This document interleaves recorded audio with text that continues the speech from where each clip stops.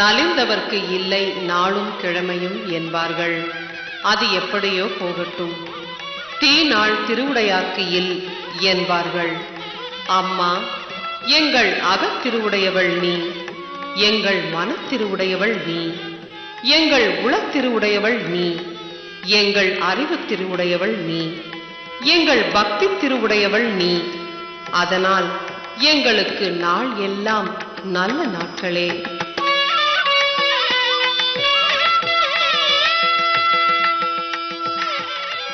எங்களுக்கு தீய நாள் என எதுவும் இல்லை.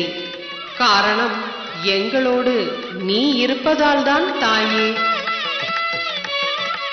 யார்க்கும் எளியனாய், யார்க்கும் வலியனாய், யார்க்கும் அன்பனாய், யார்க்கும் இனியனாய் வாழ்வதே சக்தி வழிபாடு என்றார் மகாகவி.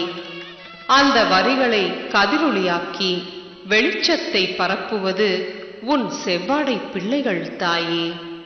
அதனால்தான் எந்த விழாவானாலும் வருகின்றோம், எப்போதும் வருகின்றோம். மேல்மருவத்தூர் ஆதிபராசக்தி சித்தர் பீடத்தில் வைகாசி அமாவாசை விழா வழக்கமான உற்சாகத்துடன் கொண்டாடப்பட்டது.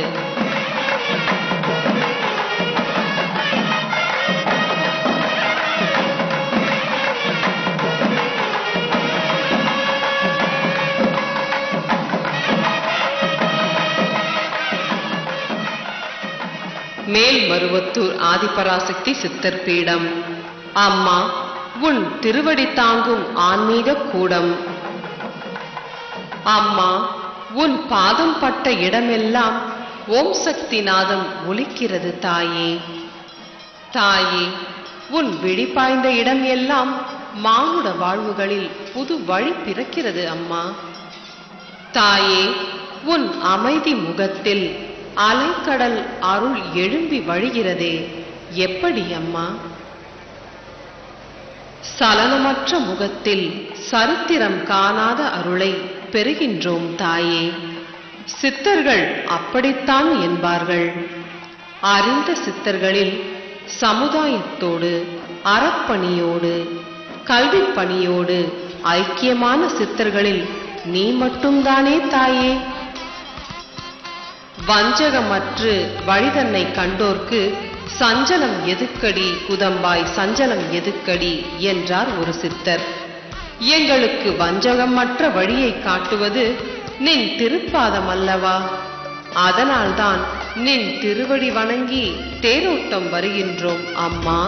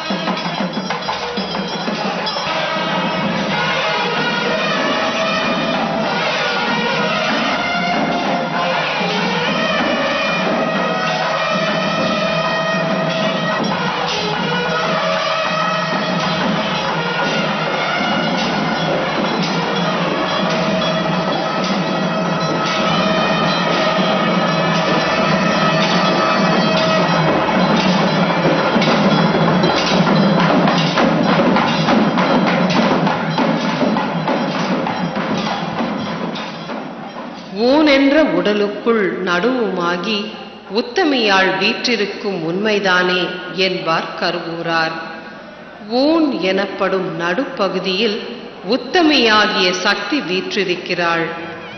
இவளே வாளை, இவளே கன்னி, இவளே ஆயி என்பதே இதன் பொருள். அம்மா, இந்த வரிகளின் பொருளடக்கத்தை உன் புனித பாதம் வடம் பிடிக்கிறது தாயே. உன் அடிகள் எல்லாம் சக்தி அடி தாயே, சக்தி அடி. அதனால்தான் நாடும் வீடும் சக்தி பெறுகிறது. இடிக்கும் போது மட்டும் இடிக்கு சக்தி, வெட்டும் போது மட்டும் மின்னலின் சக்தி, பெய்யும் போது மட்டும் மழைக்கு சக்தி, உதிக்கும் போது மட்டும் சூரியனின் சக்தி. தாயே, நீயோ நடக்கும் போதும், இருக்கும் போதும், சிரிக்கும் போதும், கைவீசும் போதும், பேசும் போதும் சக்தி சக்தி சக்தி. நாங்கள் திருச்சி மாவட்டத்துலேருந்து வந்து தொண்டு செஞ்சுட்டு இருக்கோம், அமாவாசை தொண்டு. அம்மாவை நாங்கள் வந்து 16 வருஷமா அம்மாட்ட வந்துட்டு இருக்கோம். எதுவுமே அம்மாவை கேட்காம செய்யறதில்ல. எங்கள் பையன் இப்போ டாக்டராக இருக்கா. அப்படி அதுவும் அம்மாட்ட கேட்டு அம்மாவோட அருளால் தான் நாங்கள் நல்லா இருக்கோம். என் பொண்ணு சின்ன பிள்ளையிலே நிறைய பிரச்சனையாக இருந்துச்சு. பேச்சு வராது, காது கேட்காது. அம்மாட்ட வந்து பாத பூஜை பண்ணி அம்மாவோட அருள்வாக்கு கேட்டு ஒவ்வொரு மாதமும் அம்மா வந்து மருந்து சொல்லி அந்த மருந்தெல்லாம் கொடுத்து இப்போ வந்து அம்மாவோட அருளால் என் பொண்ணு மந்திர நூலில் இருக்க எல்லா மந்திரம் 1008 எல்லா மந்திரமும் படிக்கிறா. நல்லா படிக்கிறா, காலேஜ் போயிட்டுருக்கா. எதுலேயுமே இது வரைக்கும் ஃபெயில் ஆகலை. +2 நல்லா படித்து இப்போ டிகிரி முடிச்சு அம்மா வந்து இது என் பிள்ளை, நான் பார்த்துக்கிறேன், கவலைப்படாத, நல்லா வருவான்னு சொல்லியிருக்காங்க. என் பொண்ணு இன்னைக்கு பேசுதுன்னா அது அம்மாவோட அருளால தான். இடிக்கும் போது மட்டும் இடிக்கு சக்தி, வெட்டும் போது மட்டும் மின்னலின் சக்தி, பெய்யும் போது மட்டும் மழைக்கு சக்தி, உதிக்கும் போது மட்டும் சூரியனின் சக்தி. தாயே, நீயோ நடக்கும் போதும், இருக்கும் போதும், சிரிக்கும் போதும், கைவீசும் போதும், பேசும் போதும் சக்தி சக்தி சக்தி.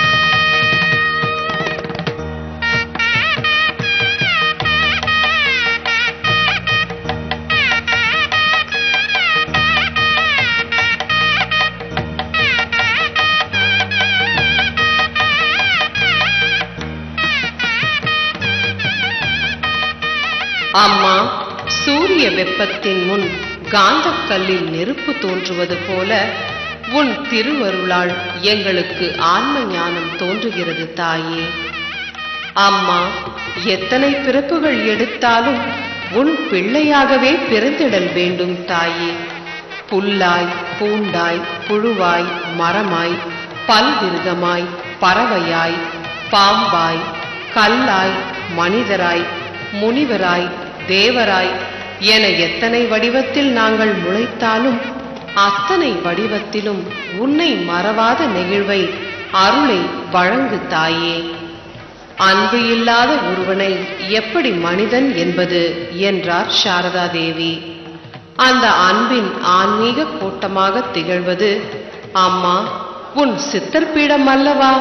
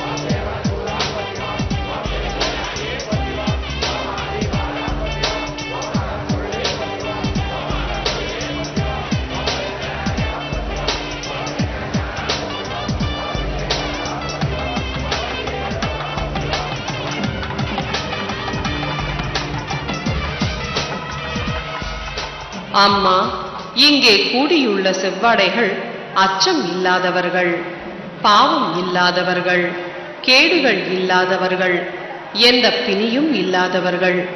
காரணம் உன் கருணைதான் தாயே.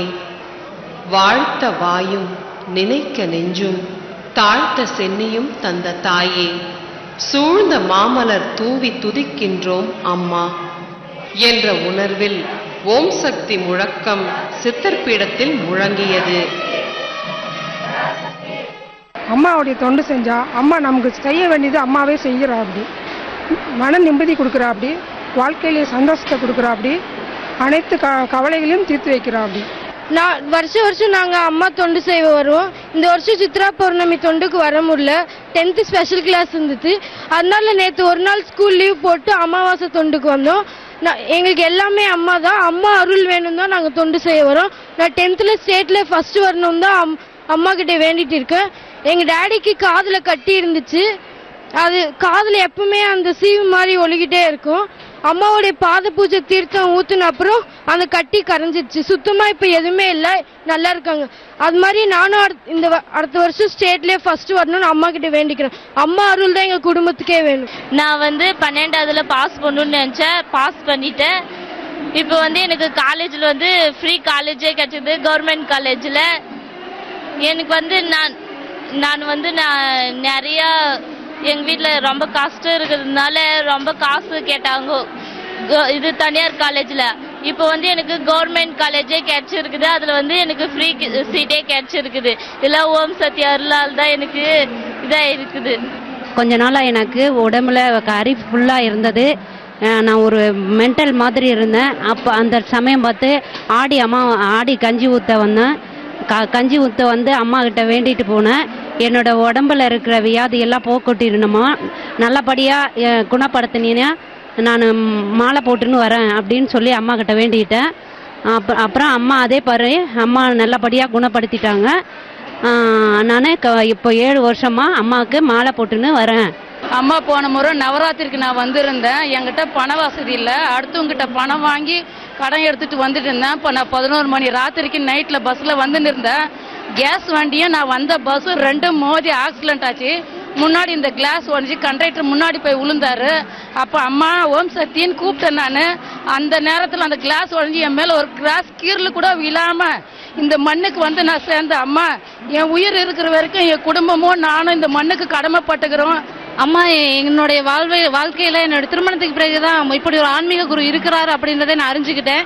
ரொம்ப சந்தோஷமாக இருக்கு இந்த வேள்வியில் நான் வந்ததுக்கு. அதுவும் இந்த தொண்டு புரியறதுக்கு வந்ததுக்கு ரொம்ப சந்தோஷமாக இருக்கிறது. எங்களுடைய வாழ்க்கையில் மிகப்பெரிய மாற்றங்கள்லாம் நிறைய நடந்துட்டு இருக்கு. கண்டிப்பாக மறுபடியும் நடக்கும்ன்ற ஒரு நம்பிக்கை இருக்குது. நான் மட்டும் இல்லை, இந்த உலகத்தில் உள்ள அத்தனை பேரும் ஆன்மீக குரு அவர்களுடைய அருளை புரிஞ்சுக்கணும், நல்லபடியாக நடக்கணும், உலகம் நன்றாக இருக்கும், நன்மையே நடக்கும். ஓம் சக்தி. நான் சின்ன வயசுலேருந்தே அம்மா கிட்ட மன்றத்தில் தொண்டு செய்வேன். கொஞ்சம் கொஞ்சமாக மன்றத்துலேருந்து தொண்டு செஞ்சு அதுக்கப்புறமா மன்றத்து மூலிமா மருவத்தூருக்கு வர ஆரம்பித்தேன். ஆனால் நான் என் குடும்பத்தில் எத்தனையோ கஷ்டம் எல்லாத்தையுமே பார்த்தேன். ஆனால் என் குழந்தைங்களோட நான் குடும்பத்தோட சந்தோஷமாக இருக்கிறதுக்கு எங்கள் அம்மா தான் காரணம். இந்த மருவத்தூர் அம்மா இல்லைன்னா நான் என் குடும்பத்தோடு இருக்கவே முடியாது. என் வாழ்க்கையில் நான் இதை என்றைக்குமே மறக்க மாட்டேன். என் உயிர் உள்ள வரையில் நான் மருவத்தூருக்கு வந்துக்கினே தான் இருப்பேன். என் குடும்பத்தோடு வருவேன். என் வீட்டில் ஆம் குழந்தை இல்லை சாமி. அதனால எனக்கு ஆம்பளை குழந்தை பிறந்து எனக்கு சந்தோஷம் இல்லை. இப்போ 10 வருஷமா வரேன். நான் நல்லா முன்னேறேன். ரொம்ப அந்த சாமி நான் நம்புறேன். அம்மா தாயே நான் மறக்க மாட்டேன். என் உயிருக்கு வெளியும் என் கால் கையெல்லாம் நல்லா இருக்கணும்.